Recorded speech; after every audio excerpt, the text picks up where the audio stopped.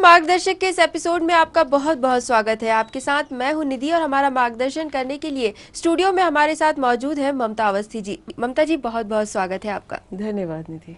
दोस्तों, जैसे कि आजकल हम अखबारों में पढ़ रहे हैं, मीडिया में सुन रहे हैं, सारे टीवी चैनल्स पे जो है सिर्फ और सिर्फ इलेक्शंस की ही बातें हो रही, क्योंकि बहुत जल्द इलेक्शंस आने वाले हैं। तो एक शब्द है जो हमें काफ़ी सुनने में आ रहा है, वो है आचार संहिता। आचार संहिता लागू हो गई है तो कई सारे की रिस्ट्रिक्शंस जो है वो सामने है, तो ये काम नहीं हो सकता, वहाँ नहीं जा सकते, या बहुत सारी चीज़ें हैं।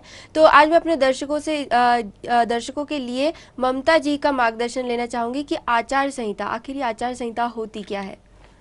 अच्छा क्वेश्चन है, क्योंकि आजकल वाकई में सब जगह यही वर्ड सुना है। आचार संहिता का मतलब ये होता है कि ये एक कुछ रूल्स एंड रेगुलेशंस हैं, कुछ एक सेट गाइडलाइंस होती हैं जो इलेक्शन कमीशन सेटअप करता है किसी भी इलेक्शन की प्रोसेस को सही ढंग से लागू करने के लिए। मतलब जब इलेक्शंस आते हैं तो सारी पार्टीज़ को, सभी लोगों को बराबरी का अधिकार मिले, यहाँ सब जगह शांति बनी रहे, सब एक तरीके से एक निर्धारित रूपरेखा तैयार की जाती है इलेक्शन कमीशन के द्वारा, जिसके तहत कि कोई भी इलेक्शन कंडक्ट किया जा सके। ओके, लेकिन जो इलेक्शंस होते हैं उसकी प्रोसीजर तो ऑलरेडी वेल डिफाइंड है, सभी को पता है, तो फिर ये आचार संहिता की ज़रूरत क्यों पड़ती है।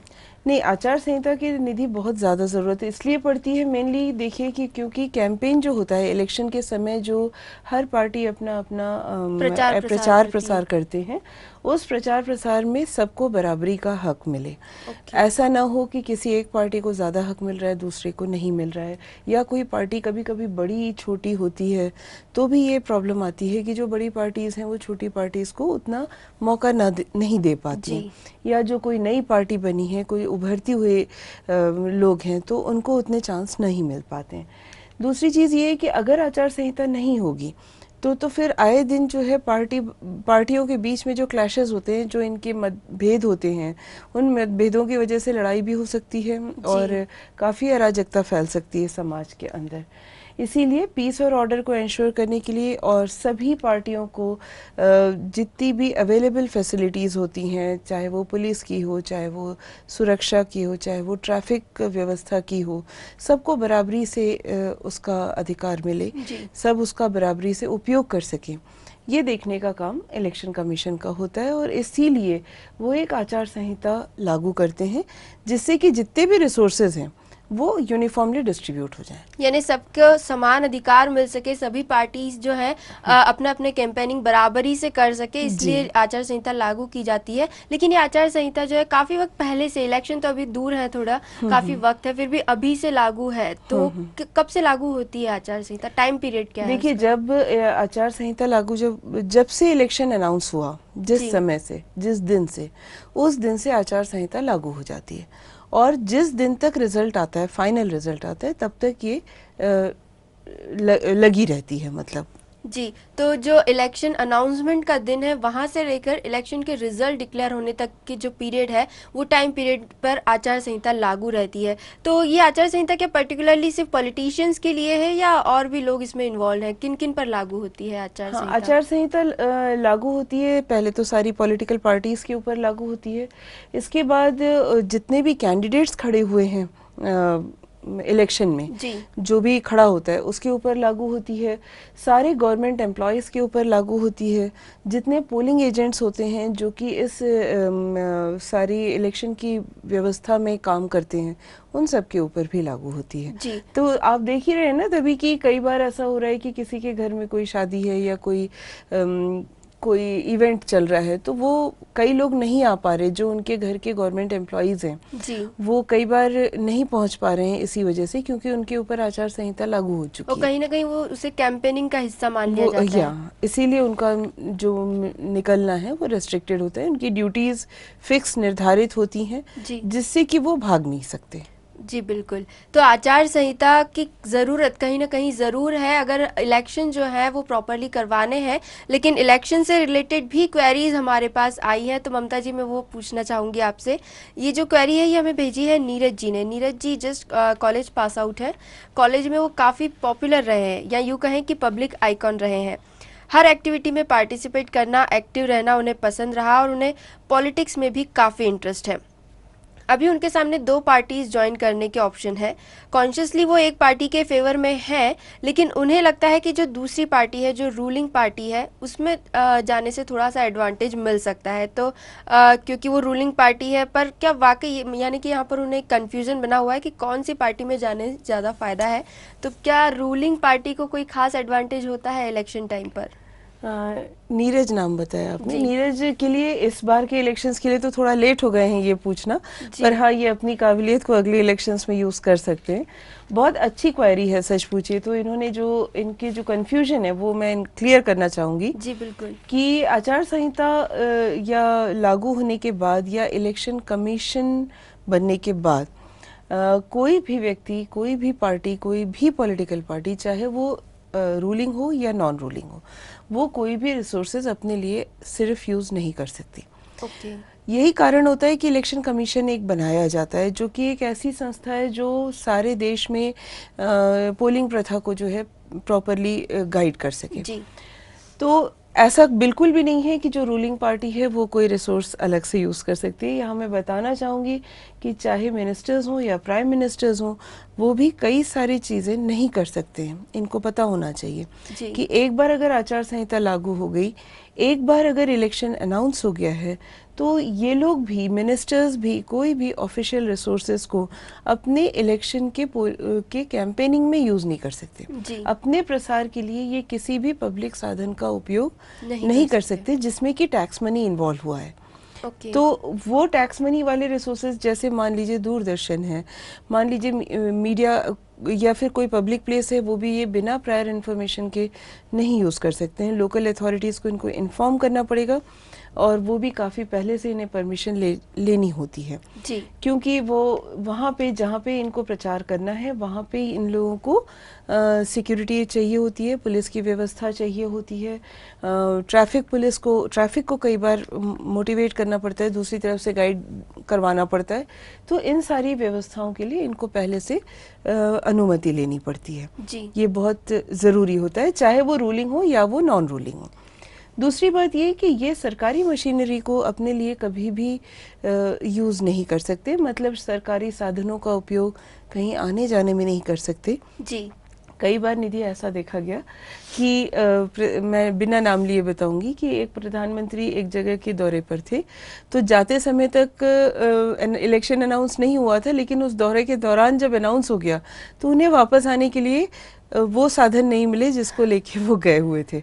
तो ये इतना स्ट्रिक्ट होता है। जी। फिर जब एक बार आचार संहिता लागू हो चुकी है तो कोई भी अधिकारी, सरकारी अधिकारी, मिनिस्टर या कोई भी पोस्ट होल्डर जो है वो किसी भी इनॉग्रेशन में भाग नहीं लेता, किसी का एडहॉक अपॉइंटमेंट नहीं कर सकता, कोई ग्रांट या फंड सैंक्शन नहीं कर सकते, पब्लिक के कॉस्ट पे ये लोग कोई भी तरीके से अपना प्रचार नहीं कर सकते। यानी ओवरऑल देखा जाए तो आचार संहिता पूरी तरह से कैंपेनिंग को लेकर काफी लिमिटेशंस लगा देती है। हाँ। और खासकर उन्हीं चीजों में ध्यान, और खासकर गवर्नमेंट एम्प्लॉयज जो है उन्हें काफी ध्यान रखना पड़ता है छोटी छोटी सी बातों का। बिल्कुल, बहुत जरूरी भी होता है ये लागू होना, नहीं तो हमेशा ही रूलिंग पार्टी को फायदा मिलता जाएगा। जी बिल्कुल। तो नीरज जी, मुझे लगता है कि आपकी प्रॉब्लम ज़रूर सॉल्व हो गई होगी, आपका कंफ्यूजन दूर हो गया होगा। और आचार संहिता की चूंकि हम बात कर रहे थे, तो यहाँ पर एक क्वेश्चन मैं ये जानना चाहूँगी कि अगर इतनी सारी रिस्ट्रिक्शंस लगा दी जाए तो आचार संहिता लागू होने के बाद आखिर कोई कैसे कैंपेनिंग कर सकता है?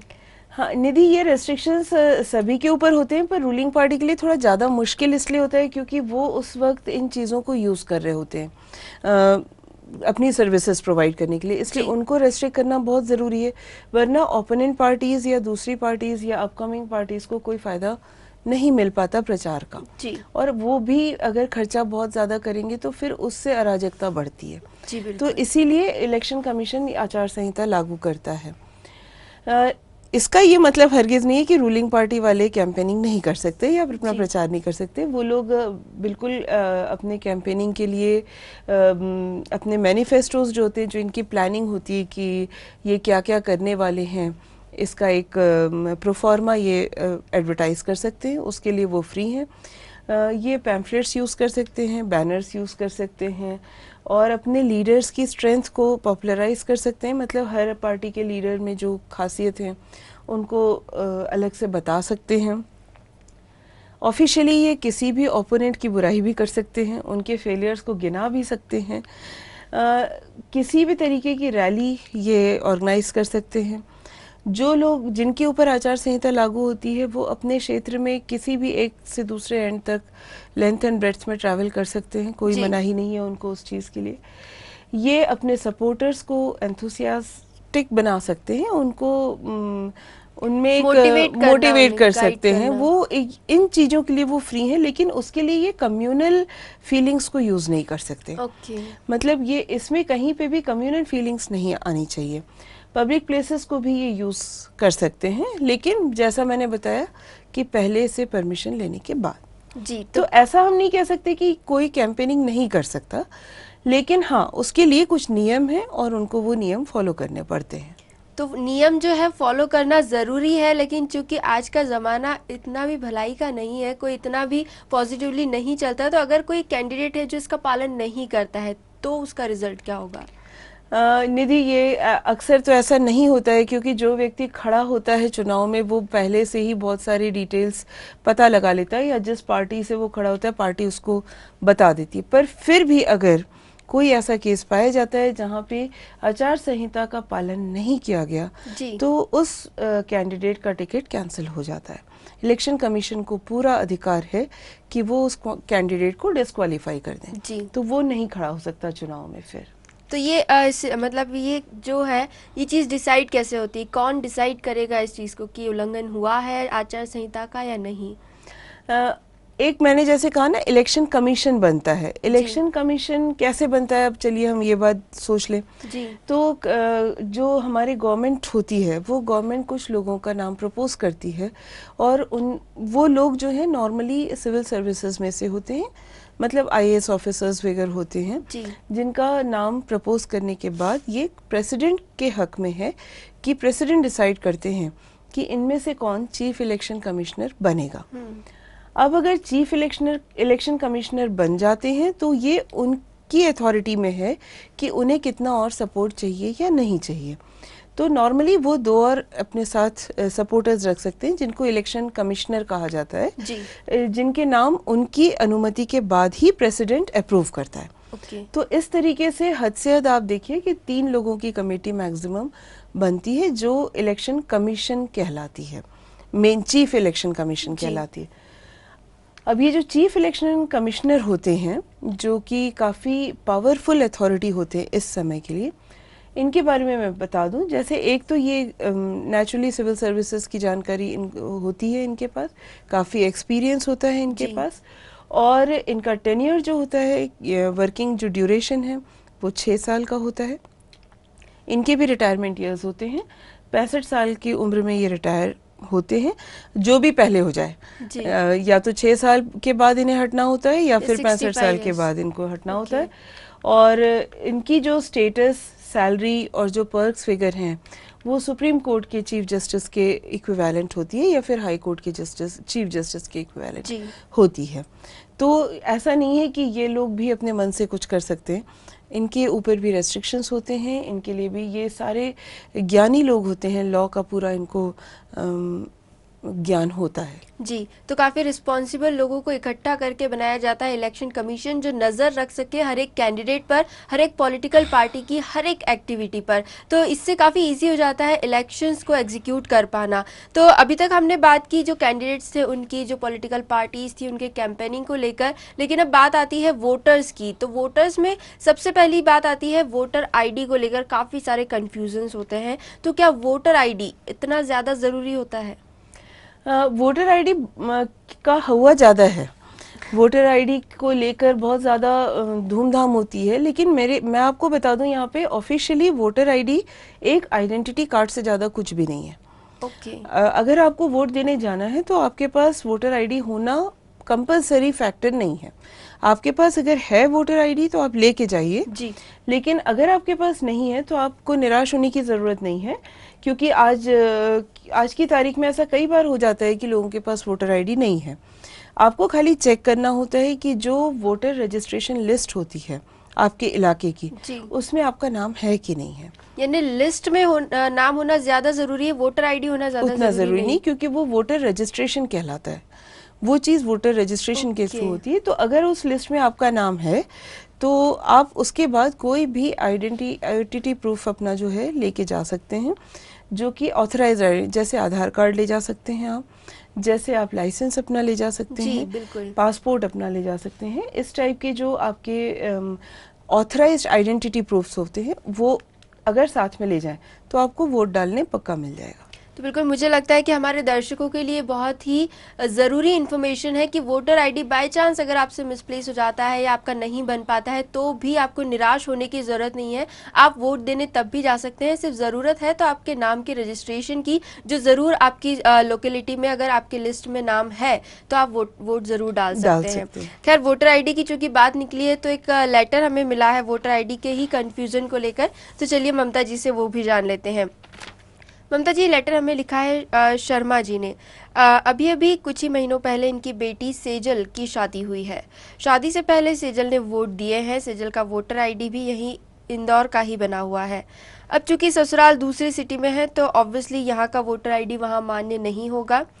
सेजल की फैमिली जो है वो थोड़ी सी ऑर्थोडॉक्स है, तो फैमिली मेम्बर्स जो है इस बारे में ज़्यादा इंटरेस्ट नहीं ले रहे हैं। तो शर्मा जी चाहते हैं कि सेजल वोट ज़रूर दे, चूँकि वो पहले भी देती आई है और वो काफ़ी जागरूक है अपने अधिकारों को लेकर। तो ऐसे में वो सेजल की मदद कैसे कर सकते हैं? इनकी सोच काफ़ी अच्छी है एक तरीके से। देखिए, इन्होंने ये जागरूकता तो दिखाई कि इनकी बेटी वोट डाल सके, ये बहुत बड़ी बात है। यहाँ मैं कोट करना चाहूँगी, कुछ फॉर्म्स होते हैं। देखिए, कई बार ऐसा होता है कि आपका एड्रेस चेंज हो जाता है लास्ट में। अगर 6 महीने से ज़्यादा आप एक पर्टिकुलर एरिया में रह रहे हैं, 6-7 महीने हो गए हैं, तो आप ऑटोमेटिकली उस एरिया से वोट देने का अधिकार पा जाते हैं। आप जाके अपना नाम रजिस्टर करवा सकते हैं। इसके अलावा एक फॉर्म आता है, फॉर्म 6 है। फॉर्म 6 में को भरने से आपका नाम उस पर्टिकुलर एरिया में या उस रीजन में आपके इलेक्टोरल जो रोल लिस्ट आती है उसमें आपका नाम आ जाता है। तो इनको खाली करना, लेकिन इनके साथ केस ये है कि इनको पहले F7 फॉर्म भरना। F7 एक और फॉर्म होता है जिसमें कि आप ऑब्जेक्शन अगर आपको किसी के लिए रेज करना है कि ये व्यक्ति भारत का नागरिक नहीं है, आपको ऐसा कुछ पता चला, या फिर आपको अपना नाम डिलीट करवाना है। कभी कभी सरनेम चेंज हो जाता है, जैसे इनके केस में हुआ होगा, तो सरनेम डिलीट मतलब नाम डिलीट किया या नया नाम रख दिया जाता है बहुओं का, तो उस केस में भी आप फॉर्म 7 पहले भरेंगे। अपना पुराना रजिस्ट्रेशन आप पहले कैंसिल करवाइए उसका। इनको अपनी बेटी का कराना पड़ेगा। में जो वोटर आईडी है उसे कैंसिल करा के नए, उसके बाद फिर F6 फॉर्म आप नए एरिया से भरवा सकते हैं। तो ऐसे केस में वो आराम से वोट डाल सकती हैं। अब क्योंकि फॉर्म्स की बात निकली है निधि, तो हम यहाँ लगे हाथ यहाँ ये भी बता दें कि एक और फॉर्म होता है, वो F8 फॉर्म होता है।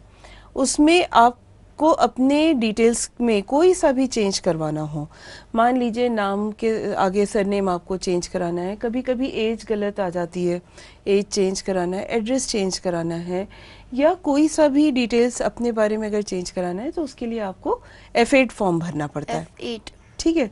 और एक और फॉर्म होता है जो F8A फॉर्म होता है। ये स्पेसिफिकली रेजिडेंस चेंज करते समय, मतलब एक ही बूथ एरिया में अगर आप थे और आप उस बूथ एरिया से कहीं और चले गए, तो आपको F8A फॉर्म F8A भरना पड़ेगा। ओके, खासकर मेरे ख्याल से उन लोगों के लिए है जो कि रेंट पे एरिया से हाँ दूसरे बूथ एरिया में चले गए हैं। जी, ओके। तो सेजल, मुझे लगता है कि आपको खुद ही इनिशिएटिव लेना पड़ेगा। जैसे कि आपने मेंशन किया आपकी फैमिली सपोर्ट नहीं कर रही है, तो मेरे ख्याल से ममता जी, यहाँ पर क्या हम सेजल को गाइड कर पाएंगे कि फॉर्म्स कहाँ अवेलेबल होंगे? हाँ, अभी तो देखिए बिल्कुल करेंट टाइम है, तो फॉर्म्स के लिए एक तो परमानेंट जगह जो होती है वो इलेक्टोरल रजिस्ट्रेशन ऑफिस होती है। तो इलेक्टोरल रजिस्ट्रेशन ऑफिसर के पास जाके या असिस्टेंट इलेक्टोरल रजिस्ट्रेशन ऑफिसर के पास जाके ये अपना फॉर्म भर सकती हैं, या ये काम ये कभी भी कर सकती है। लेकिन अभी बहुत ज़्यादा सहूलियत हो गई क्योंकि अभी इलेक्शन का टाइम है, तो जो जगह जगह यहाँ पे लोकेशंस डिसाइड करके जगह जगह सेंटर्स बनाए गए हैं, कई स्कूलों में या ऑफिसेस में बनाए जाते हैं। और अक्सर ये सेंटर वही होते हैं जहाँ पे पोलिंग बूथ रखे जाते हैं। तो वहाँ जाके ये अपना नाम रजिस्टर पहले से करवा सकती हैं। जी, तो सेजल आप ज़रूर जाइए, चूंकि आप इतनी जागरूक हैं अपने अधिकारों को लेकर, तो एक बार आप अपनी खुद कोशिश करके देखिए और हमें पूरी उम्मीद है कि आप ज़रूर अपना वोटर आईडी बनवा पाएंगी। जैसे कि सेजल की प्रॉब्लम तो खैर यहाँ सॉल्व हो गई, बट बाय चांस अगर ऐसा होता है किसी का वोटर आईडी कई बार होता है गुम हो जाता है, मिसप्लेस हो जाता है, तो उस केस में क्या करना चाहिए? हाँ, अगर वोटर आईडी गुम जाता है, क्योंकि वो एक आपका आईडी प्रूफ है, तो आपको थोड़ा अलर्ट रहना चाहिए और तुरंत ही अपने एरिया के, अपने क्षेत्र के पुलिस स्टेशन में आप एफआईआर दर्ज कराइए। जी बिल्कुल, बहुत ज़्यादा वो ज़रूरी है। और यहाँ इस एफआईआर की एक कॉपी लेकर आप उसको सबमिट करिए अपने किसी आईडी प्रूफ के साथ।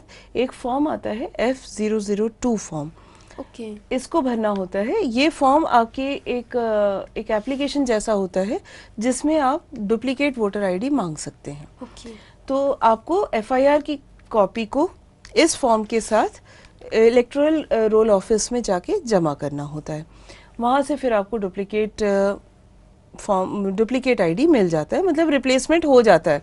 ऐसा नहीं है कि बहुत ज़्यादा प्रॉब्लम आती है इसमें। जी, तो वोटर आईडी वैसे तो काफ़ी संभाल कर रखने की चीज़ है, क्योंकि एक आईडी प्रूफ है आपका, पर फिर भी अगर बाय चांस गलती हो जाती है तो उसे सुधारा जा सकता है और एक डुप्लीकेट वोटर आईडी आप पा सकते हैं। तो इतना मुश्किल नहीं है, मुश्किल नहीं है निधि। बस यहाँ मैं ये क्लियर करना चाहती हूँ, कभी भी ये कंफ्यूजन मत रखिए।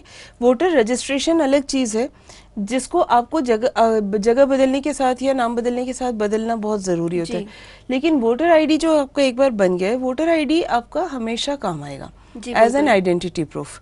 तो वोटर रजिस्ट्रेशन को लेके आपको ज़्यादा अलर्ट होना बहुत ज़रूरी है जी। और वोटर आईडी, क्योंकि अगर वोटर रजिस्ट्रेशन में आपका नाम नहीं है जी, तो अगर आपके पास वोटर आईडी है भी तो भी आप वोट नहीं डाल सकोगे। यानी वोटर आईडी कार्ड हो ना हो, आपके पास लिस्ट में आपका नाम होना बहुत ज्यादा जरूरी है। उसको कहा जाता है वोटर रजिस्ट्रेशन। तो वोटर रजिस्ट्रेशन होना ज्यादा इम्पोर्टेंट है, बहुत ज्यादा इम्पोर्टेंट है। उस केस में अगर आपके पास वोटर आईडी नहीं भी होगा तो भी आप आईडी प्रूफ, अगर कोई अपना ऑथराइज्ड आईडी प्रूफ ले जाएंगे तो आप वोट डाल सकेंगे। जी बिल्कुल। तो ये था आज का मार्गदर्शन, जहां हमने बात की आचार संहिता को लेकर और साथ ही साथ ये भी जाना कि वोटर आईडी होना इतना ज़रूरी नहीं है जितना कि वोटर रजिस्ट्रेशन लिस्ट में आपका नाम होना। अगली बार फिर मिलेंगे एक नए टॉपिक के साथ। कोई भी फीडबैक या क्वेरी आप हम तक पहुंचाना चाहते हैं तो हमारा ईमेल आईडी है margdarshak.city@gmail.com। अपनी बातें हमसे ज़रूर शेयर कीजिए। अगली बार फिर मिलेंगे, तब तक के लिए नमस्कार।